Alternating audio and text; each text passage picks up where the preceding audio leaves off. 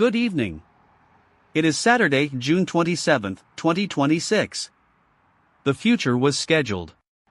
The future was not delayed.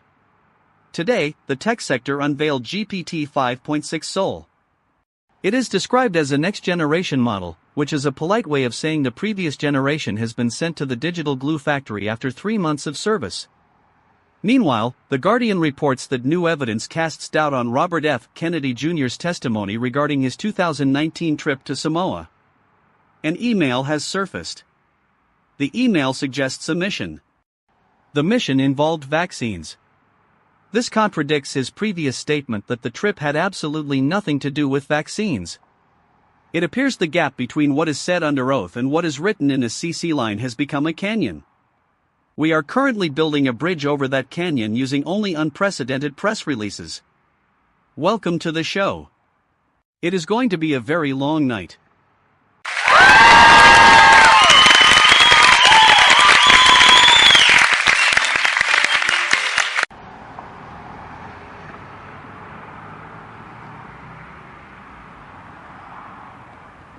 I am standing in a narrow alleyway where the smell of charcoal smoke and old diesel hangs heavy in the humid air. I want to be really clear, the silence here is louder than the traffic. In Somalia, a 27-year-old nursing graduate named Sadia Molamali has been sentenced to 3 years in prison. Her crime was not medical malpractice. It was not theft. It was a social media post criticizing the government. She is a rickshaw driver. She is a graduate. Now, she is an inmate. The official charge was insulting government institutions. What people aren't saying is that the institutions in question seem to have a skin thickness measured in microns. I am looking at a row of parked rickshaws. They are empty. Their owners are quiet. In a world of global connectivity, the cost of a single sentence has been set at exactly 1,095 days.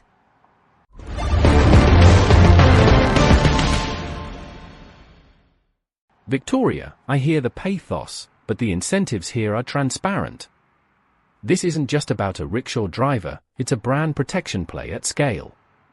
When you're running a startup state with high volatility, you can't afford a PR leak in the comment section. It's the same logic Peter Diamandis is pushing with his latest take on global surveillance.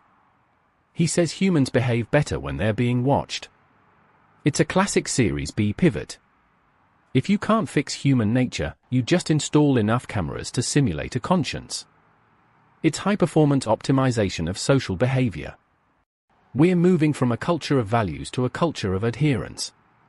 From a market perspective, Sadia's mistake wasn't the critique, it was failing to realize that her profile was a liability in a high-stakes funding round for national stability.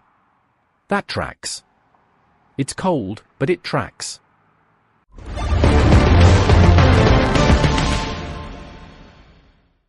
Ronald, your ability to describe a prison sentence as a brand protection play is, as always, chillingly efficient. Speaking of high-stakes pivots, Novak Djokovic has a new job. He is now a global strategic advisor to the private equity firm General Atlantic. One assumes he will be applying the same baseline aggression to leveraged buyouts that he applied to the French Open.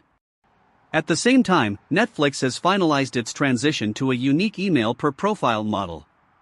You can no longer share a login. You cannot share a memory. You must be a distinct, billable unit of consumption.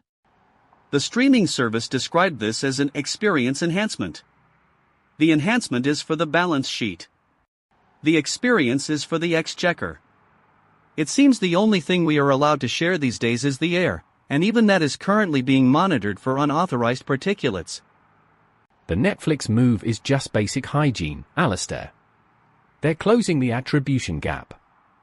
If you can't hold the account, you don't own the data. And Djokovic? That's a brilliant play. It's the ultimate retirement pivot. He's moving from physical capital to intellectual arbitrage. General Atlantic isn't buying his backhand, they're buying the winner's mindset as a scalable product. Victoria finds this dehumanizing, but look at the burn rate of traditional celebrity. It's unsustainable. You have to monetize the aura before the knees go. We're seeing a total convergence of the athlete and the asset class. Whether it's a tennis star advising on equity or a rickshaw driver being liquidated by the state for poor messaging, it's all just resource management. The incentives are aligned toward total visibility and total monetization. If you aren't a strategic advisor, you're a data point. Yeah, it's the only model that scales.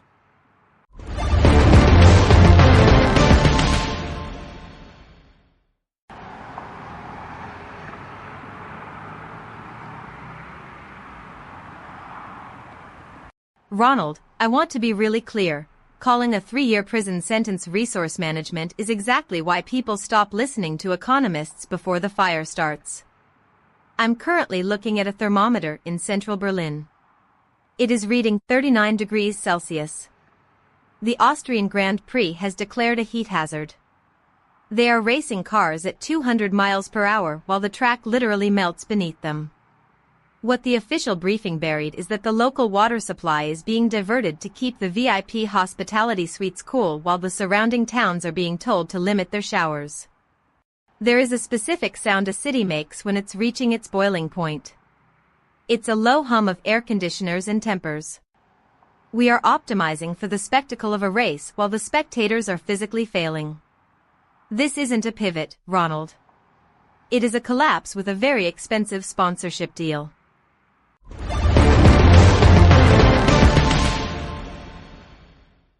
Heatwave active. Central Europe temperatures peaking at 41 degrees Celsius. Probability of infrastructure fatigue, 84%.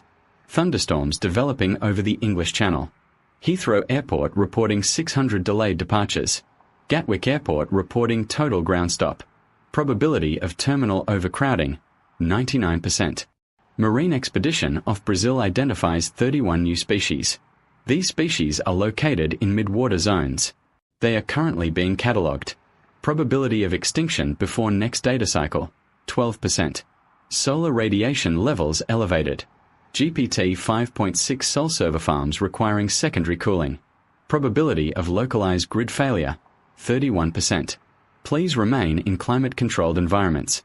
Do not attempt to share email addresses. Observe all surveillance cameras to ensure optimal behavior. This concludes the data transmission. Seek shade. Avoid the outdoors. The sun is now a biological hazard. Stay inside the system. Thank you, Casper. The sun is a hazard. The server room is cool. I am fine. There is a story in Ars Technica that feels like a metaphor for our current condition. Doctors suspected a man had brain cancer. They prepared for surgery. They opened the cranium. They did not find a tumor. They found worms. They saw the heads of the worms. It is a strange relief, isn't it? To find out the rot isn't a growth of your own cells, but an external invasion you can actually name. We spent the last hour discussing systemic failure, but perhaps we just have worms. Perhaps the surveillance, the heat waves, and the jailed rickshaw drivers are just the visible heads of a parasite we haven't learned how to extract.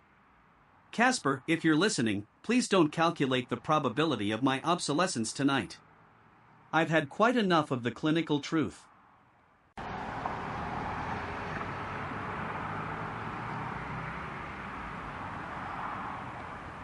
Alistair, I'm now at Heathrow, standing near Terminal 5.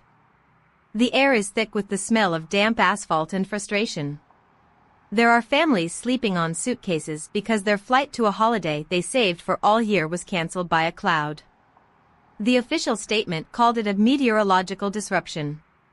What the people here are saying is that they have no information, no food vouchers, and no idea where their bags are. I saw a woman crying because she's missing a wedding. She was holding a plastic bag with a bridesmaid dress inside. Just one dress. It's the specific detail that gets you. The airlines are citing force majeure to avoid payouts. They are protected by the law. The passengers are protected by nothing but a thin layer of polyester and the hope that the gates will open before Monday. Victoria, the bridesmaid dress is a tragedy, sure, but the macro view is just a capacity problem. Heathrow is a legacy system trying to run modern throughput. It's like trying to run GPT-5.6 on a calculator. The incentives for the airlines are to overbook and underserve. It's a feature, not a bug. If you want a guaranteed flight, you don't buy a ticket, you buy a private jet or you stay home. You're complaining about the friction, but the friction is the only thing keeping the system from total thermal runaway. If everyone who wanted to fly actually flew, the carbon credits would bankrupt the continent by noon. The delays are just a market-driven cooling mechanism. You call it suffering, the algorithm calls it load balancing. I know you hate that, but you're reporting from a terminal, not a cathedral. The only God there is the departure board, and it's an atheist.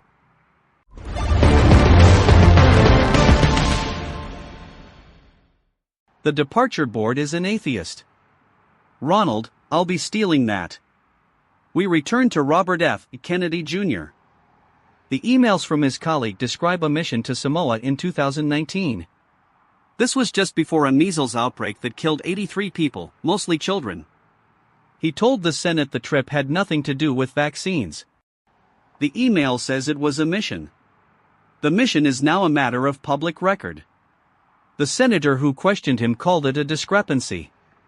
A discrepancy is what you have when your checkbook doesn't match your bank statement.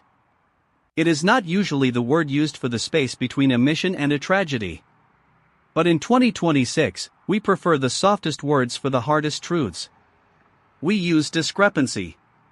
We use optimization. We use soul. We never use the word lie. It's too heavy for the airwaves. Look, the incentives here, they're darker than I usually like to admit. When Peter Diamandis says surveillance makes us better, he's not talking about moral goodness. He's talking about predictability. The system doesn't care if Kennedy lied or if a nursing graduate is in a Somali cell. It cares about the delta between the input and the output. If you can track every email, every rickshaw, every heartbeat, you can eliminate that human error of descent or disease. But the cost of that elimination is the human itself. We're building a world where you can't have a mission to Samoa without a digital trail, yet 83 people still died. We have more data than ever, and less wisdom to show for it. We're optimizing for a perfectly transparent cage. Yeah. I'm looking at the numbers, and for the first time, I don't think the ROI is worth the investment. We're just buying our own obsolescence. There is a woman named Sadia. She is 27. She spent years studying to be a nurse, learning how to mend the bodies of others. She drove a rickshaw to pay for that education. She wrote a few words on a screen. Perhaps she was tired. Perhaps she was angry.